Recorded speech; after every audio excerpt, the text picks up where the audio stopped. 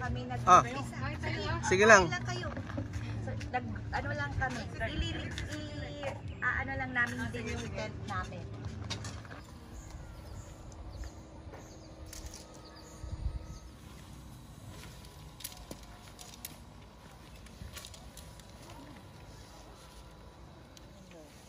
Survival home.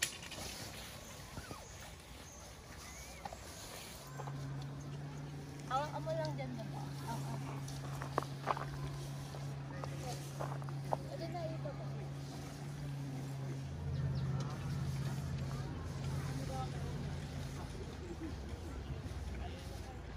Pula?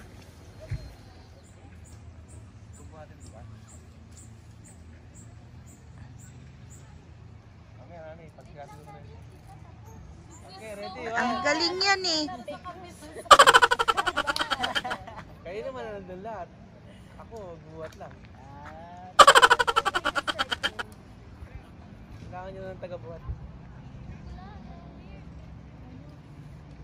Dapat kung ano yung itsura dito. Oh, ready? 1, 2, 3. What? Okay. Tip ba yung pagod? Sino yung Renelan? Lahat yan ma-script. Lipat bahay gang. Nagmaliligo ka ba? Ay, tulong po na tayong picture. Ayun na, dumating na yung mga taga Richmond. Oh. Mga turista sa Richmond. Oh yeah, welcome. Okay. Kaso wala pa signal. Wala signal.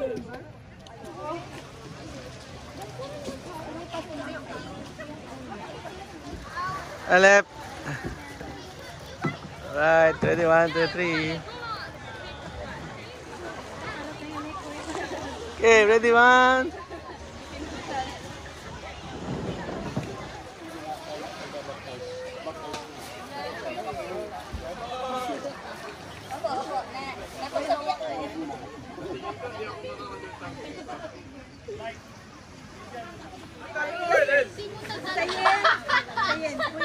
Ate, ikaw na lang!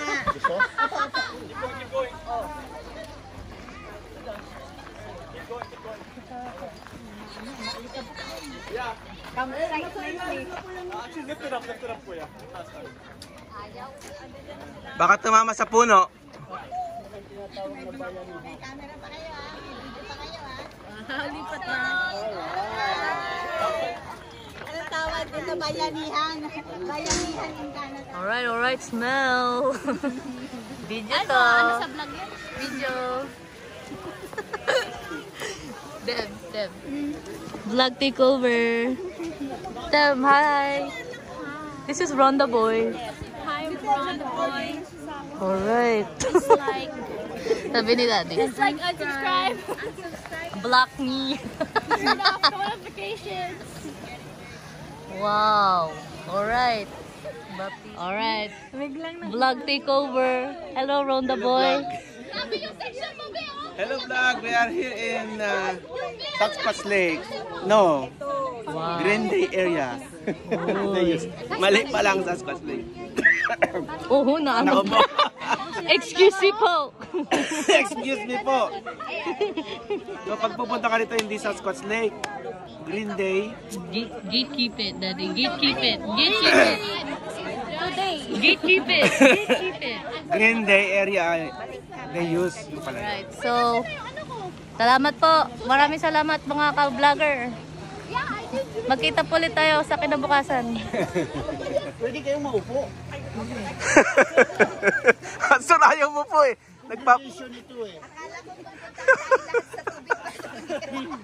Pwede ka rin umupo. Eh baka pag pumunta kayo na sa tubig, maubos yung tubig.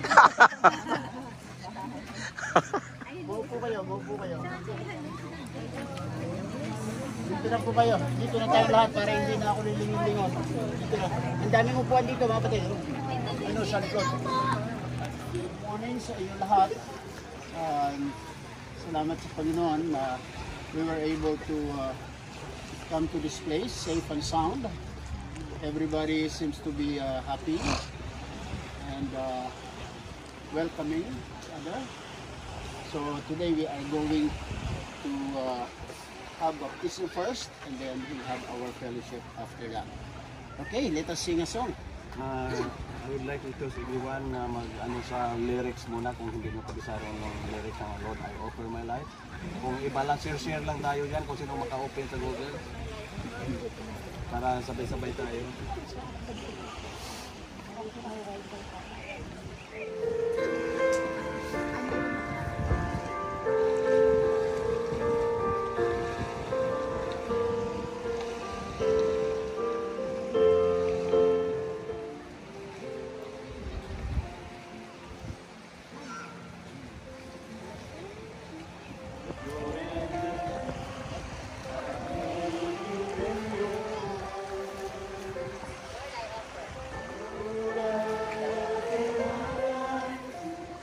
Luke chapter 9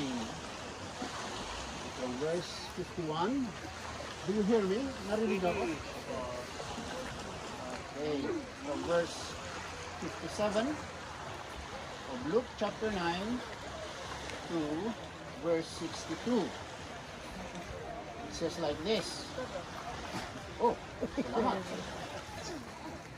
Panginoon, at marami tayong mga Boy Scout at Girl Scout sa church. Always prepared. Hello, my name is Aryan. My experience with Christ started here in Richmond, where I was born. Before I was born, my parents moved here and they joined Christ at Christian Church. So while I was growing up, I had tons of support from the people from the church here, but every week we would meet up here on Sunday and then the children would do memory verse. We also had Sunday school from the teachers of the church, and I had a good relationship with God growing up. So I was praying often to Him, and I wasn't hesitating where I was praying. As I grew older, I continued to attend church every Sunday, but I feel like I started to stop praying to the Lord on my own time. Like if I was praying, I was still praying for food, and before I go to sleep. But sometimes I stopped praying from my own thoughts, if that makes sense. And then when 2020 came, COVID hit, and then we started doing church via Zoom, so it was online church. And during this period, I wasn't really listening often to the messages. But so when I'm sitting with my family, I would listen, and I would understand the messages, but sometimes I wouldn't quite fully understand them as much. And I feel because of these reasons, my relationship with the Lord weakened a bit at these times. Near the end of lockdown, I remember one night where me and my mom and my dad, we were watching TV, and then we were sitting on the bed, and then we watched a video about Samson and his story. And then that's the first video that started like a bunch of videos where I got to learn about more and more stories, and then that kind of got me more curious about all the stories from the Bible, and then the more I wanted to learn about the Lord, the more questions I wanted answered. So I asked my mom and dad more questions about the Bible. As we moved back to regular church in 2022, I came back with a better understanding of the Lord than beforehand. So also at this time, I started playing piano for the church. This started with the doxology and benediction songs, and I started spreading to opening hymns, closing hymns, and even Lord's Supper. I also want to say I'm very thankful for the opportunity. Coming back to Sunday school, I was able to learn stories without the help of my parents again. Around this time, Pastor James was preaching to us, and at one point he said, anyone who hasn't accepted the Lord as the Savior, please come pray with me. And I realized that though I had Christ in my heart, I never officially had a prayer of acceptance for the Lord. This prayer was the prayer I accepted the Lord as my Savior. Through 2023 to 2024, we have been in Atthekaison's class learning in our own separate class. And at this point, we were all 13. So we were kind of thinking that we would move to the youth class. So we decided to do the youth and young adults group in late 2024. The stories presented in Pastor Jeff's messages were deeper compared to the classes beforehand, but we were able to adapt quickly. Now it is December of 2025, and my relationship with Christ is only getting stronger. Though I think my idea of the Lord has strengthened over my life, I still have many questions about the Lord and the Bible that I'm looking forward to ask Pastor James and Pastor Jeff. And I am also looking forward to the messages and lessons onward. I'm occasionally still playing piano for the Lord in church. Once again, I'm very grateful for the opportunities I've had to serve this Lord in my church. For the music industry, being able to recite memory verses, and even just praying for Bible study. I hope and pray that this family of God will continue to help me grow in my faith. Thank you.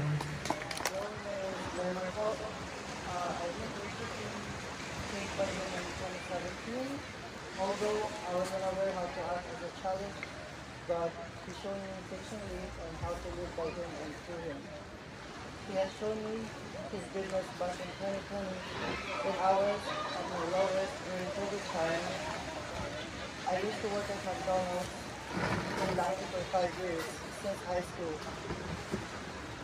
I was unsure about my life and what I wanted to pursue, to the point I once felt lost without direction. I saw some of my friends who are in school and they seem to be sure what they want to do in their careers and have direction in their lives. So I asked God for guidance and what He wants for me. So He used Pastor Jeff and introduced me to Occupy, and that's what I'm doing right now, my career. And during this time, I also helped my mom with her cleaning services business. I used to drive her workers to work. After that, I had to go to my work to pay off my help. I worked part-time at McDonald's, which helped me pay my bills and my student loan. Once they are done for the day, I come in school at night and stay up to complete my homework. He has blessed me at my toughest moments and made me realize how His plans work. It's not your timing, but it's His timing. I surrender everything. God is always with me no matter what, and He guides me through every trial. I give Him everything and surrender Him my life, because without Him I'm nothing. Amen. I also want to share this verse that I read. It's in Proverbs chapter 3, verse 5 to 6. Trust in the Lord with all your heart and do not lean on your own understanding. In all your ways acknowledge Him and He will make straight your path.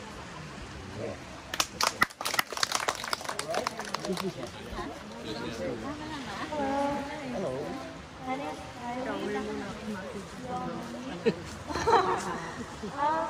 very grateful to have grown up in a Christian family and to have been able to know the Lord at a very young age. If there's anything that I specifically remember, I remember the day that I accepted the Lord as my Savior. If I specifically, I don't remember the year, but I remember that the date was Friday the 13th, and I was talking to my mom, and I was like, why do people think that this day is lucky? And then we ended up talking more about the Christ, about the Lord, and she had basically encouraged me to accept Lord Jesus Christ as my Savior. We sat down and we prayed. And we attended and everything was going, I guess, decently. But I would have to say, if there was a rough patch during my journey, it would have to be around the COVID time, where we switched to online, and I wasn't really feeling engaged, and I would keep getting distracted during the messages. Luckily, once COVID had gone together, we had gone back to in person, but I felt like I was behind everyone else, and I felt like I still had so much more left to learn, and I found that work really hard.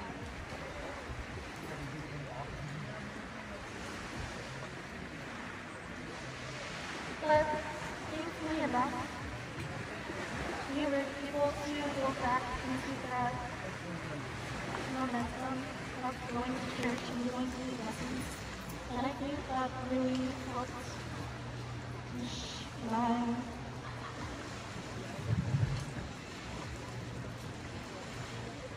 I think that really helped me, and I strive to continue my Christian journey and my journey.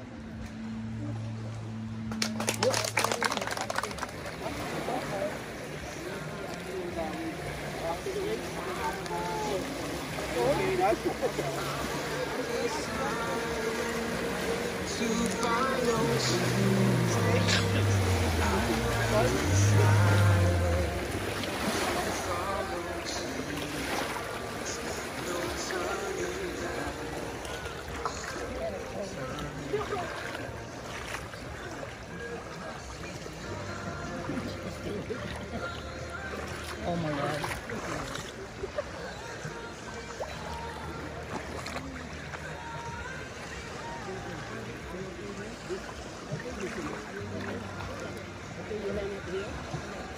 My God.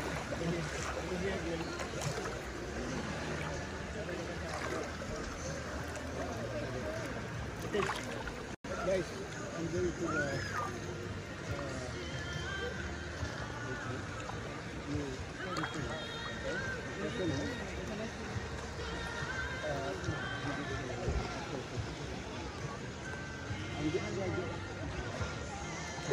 so, since you have already shared your experience with the Lord, that you have really accepted the Lord Jesus Christ, now we are going to, this is not the means to your salvation. Not because you are going to be baptized, you are already saved. So, I just want to tell to you that you can expect some patience and help after your baptism. And I believe that after you release yourself to the God, you will be ready.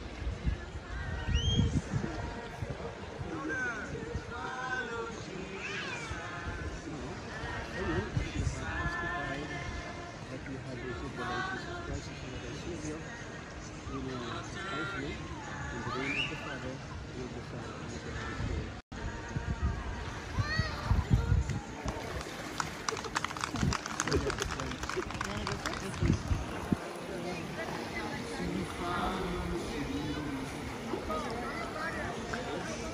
Because of your decision to follow the Lord Jesus Christ, praise God for opening your heart to Jesus Christ.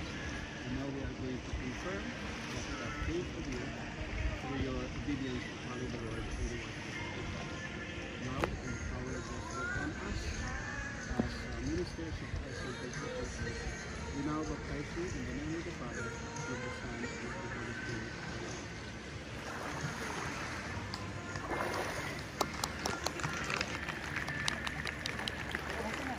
Let's go.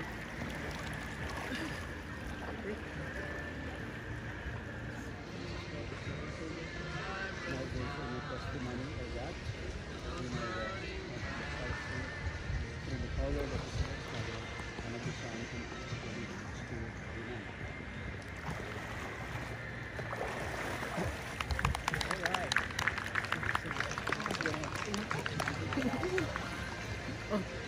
Let's pray.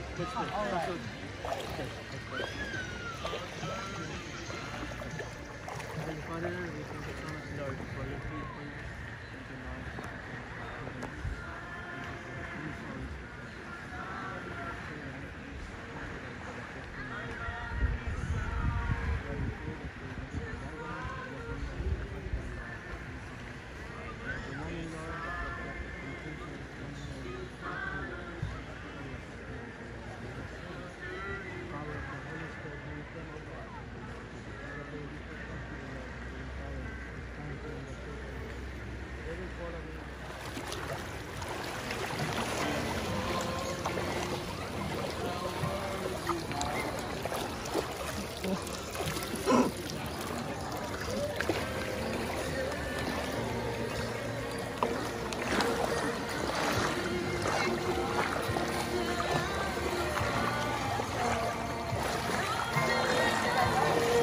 Congratulations, Pastor!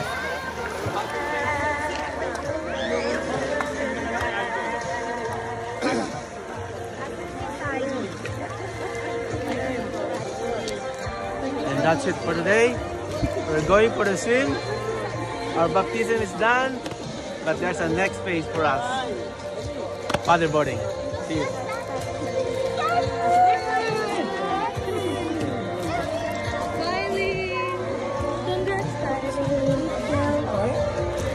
Congrats, bro.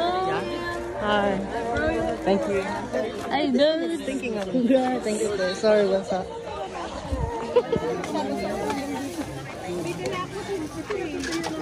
Lagay ko sa ilalim. Awag na lang. Hindi kasi yung... Asa na yun? Hey guys, I got the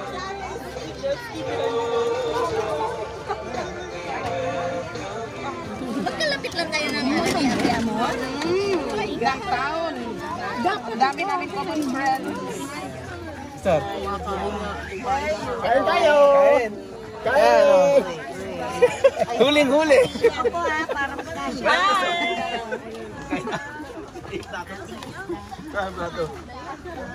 Ay, hindi na makasalanan, no? Ay, sila wala. Ay,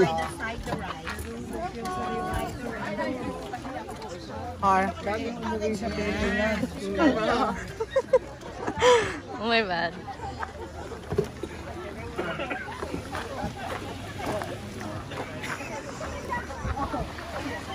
Ba't kasi may sa'yo? Ano na, Ronde Boy? Kain na doon. Kain na po. Ano? Chichinie. Thank you. So there's like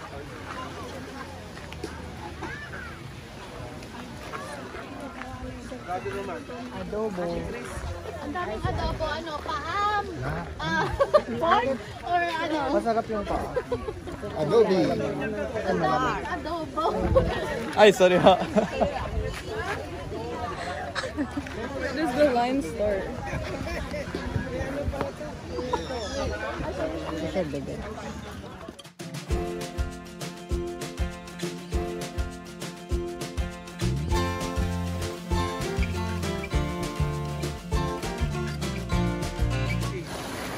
What are you doing? We're gonna go Where? to the island. Island? Yo, Are you going for island hopping or island shopping? island lang eh, so island hop. Island hopping, okay. Island hop. Not island shopping, ha? One island hop. I will join you. Ano si Kylie? You can do it. You can do it. Okay, I will join you, okay? James? Are you okay?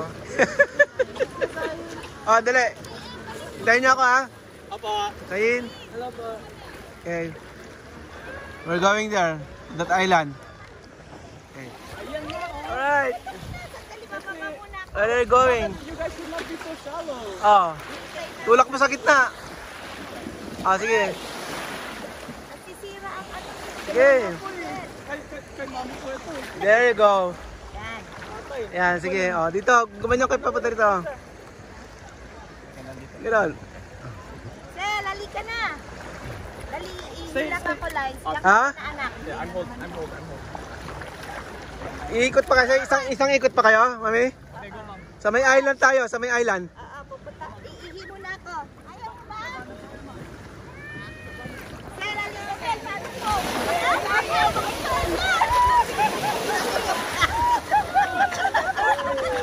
Bawal umihi. Tago daw yun dyan eh. Very good, our friends! Ah, sige, ready? 1, 2, 3.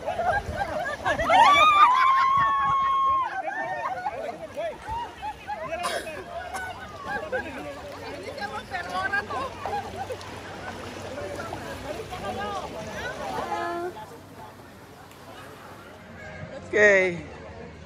Gusto nila makatanaw yung bundok. Oo. Waki. May bundok pa yan? Oo, may bundok dito. Ililipat natin yung bundok pag wala. Okay, ready? 1, 2, 3. Pag wala yung bundok, ililipat natin. Anong gusto nyo? Sa kaliwa, sa kanan ng bundok? Kaliwa. Okay, sa kaliwa. Okay, lilipat natin sa kaliwa. Okay. Okay, ready? 1, 2, 3. Okay. Isa brand niya. Okay, ready? 1, Yun. Okay, here, move. Sister Liz.